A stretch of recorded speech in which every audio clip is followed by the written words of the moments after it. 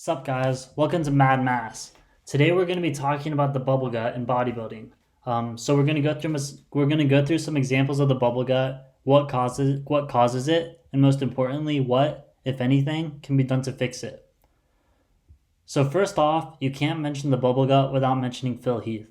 Phil Heath arguably has one of the worst bubble guts of any Mr. Olympia. And also you can see here it progressively got worse over time.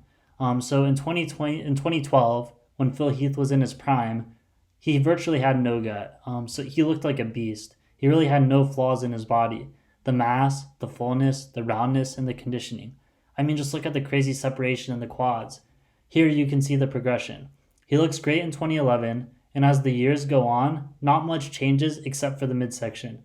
If anything, his arms get better.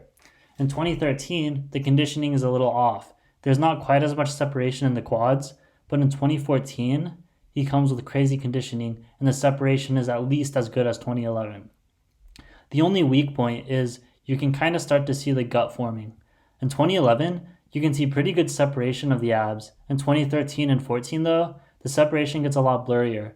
You can pretty much only see clear separation in the top two abdominal muscles in 2014. So you can clearly see that the bubble gut is starting to form. So come 2016, he comes onto the Olympia stage and his gut is already beginning to look really bad. In 2017, he comes to the Olympia with a massive distended gut. Looks pretty disgusting. You can see here, it honestly looks like he's 9 months pregnant. He controversially wins the 2017 Olympia, and a lot of fans are really mad that he beat Ramy despite this gut.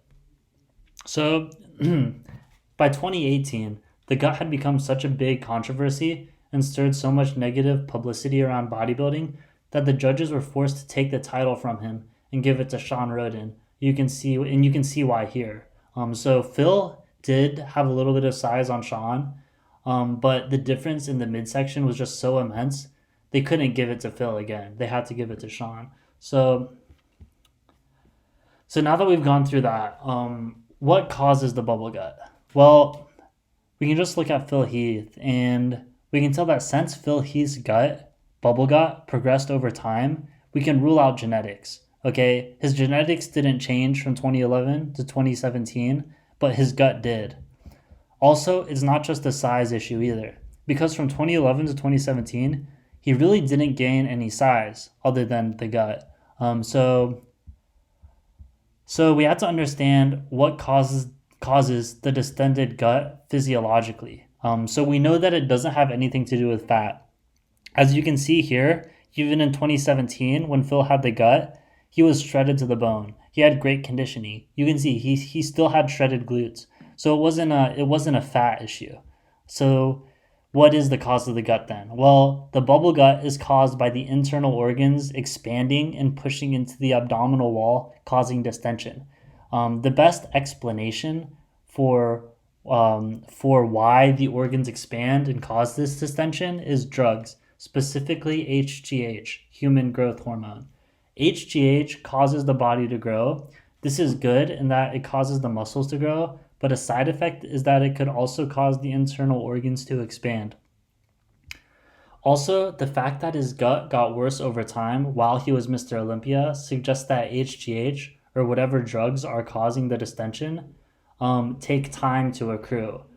So, because from 2011 to 2017, he didn't really gain any muscle mass, so I don't think it was using more drugs that caused him to develop the gut in 2016. Instead, it was many years of his existing gear regimen, and that the chickens eventually came home to roost, and that it took many years for it to start affecting the organs. But in 2016, 2017, it kind of reached a tipping point where the organs got so big as to cause the distension and cause the bubble gut that ultimately cost him the Olympia title. So there is some controversy about the HGH theory for the bubble gut. So one example is Dorian Yates says he used HGH for years, but after his retirement, he had a doctor checkup, and the doctor told him all his organs were of normal size. So he's kind of using this to say, hey, look, I used HGH. People are saying that HGH increases the size of the organs, causes the bubble gut. Well, in this case, my organs didn't grow. But So I don't doubt that he's telling the truth, but HGH, enlarging your organs, doesn't mean that it will last forever. So once you stop using HGH, the effects will taper down. The muscles will revert back to normal, as will the organs. And so, I mean, we can just look at Dorian, compare him to when he was younger, before competing at the Olympia. You can see that as he gained mass, his midsection did become more blocky and distended. So it's very much possible that he took HGH to get up to his Olympia size, stopped taking them when he retired, and his organs shrank down back to normal size. That's when he went to the doctor, and the doctor tells him, your organs are of normal size. So, to show how other bodybuilders have had bubble guts and were able to overcome them, we can look at Sean Roden. So, people think of Roden as being a classic aesthetic bodybuilder, mostly because of the contrast he drew with Phil Heath at the 2018 Olympia. But in 2017, he came in with a pretty distended gut, as you can see here. But he was able to fix that gut in 2018 and obviously come back and win the Olympia. Another case of a bodybuilder being able to fix the bubble gut is Rolly Winkler. In 2016, Rolly had a massive gut. It was honestly pretty disgusting, as you can see here. So he did pretty poorly in general that year in 2016. He finished 6th in the Olympia. But within 1 year, in 2017, he was able to pretty much fix the gut and win the Arnold Classic Australia, beating Dexter Jackson and William Bonac. I mean, even in 2017, he wasn't the most aesthetic bodybuilder, but he by no means had a bubble gut, and his midsection honestly wasn't bad for a bodybuilder of his size. So how was Rolly able to do this? How was he able to fix the bubble gut? So for Rolly, he pretty much wore a waist trainer. So the waist trainer here, it's like a belt.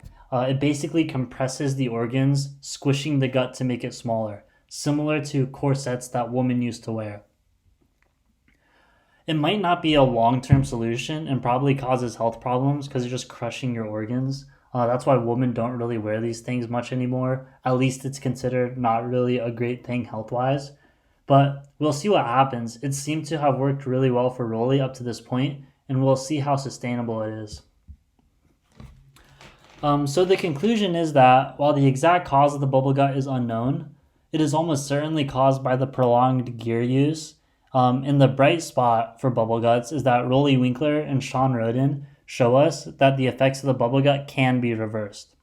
So what does this mean for Phil Heath? Can he fix his gut and come back to the Olympia stage? I think it's possible. He hasn't competed in a pro show in almost 3 years now, the last pro show being, of course, the 2017 Olympia, or 2018 Olympia. So maybe he's taking some time off of the Olympia drug regime and trying to dial in the gut.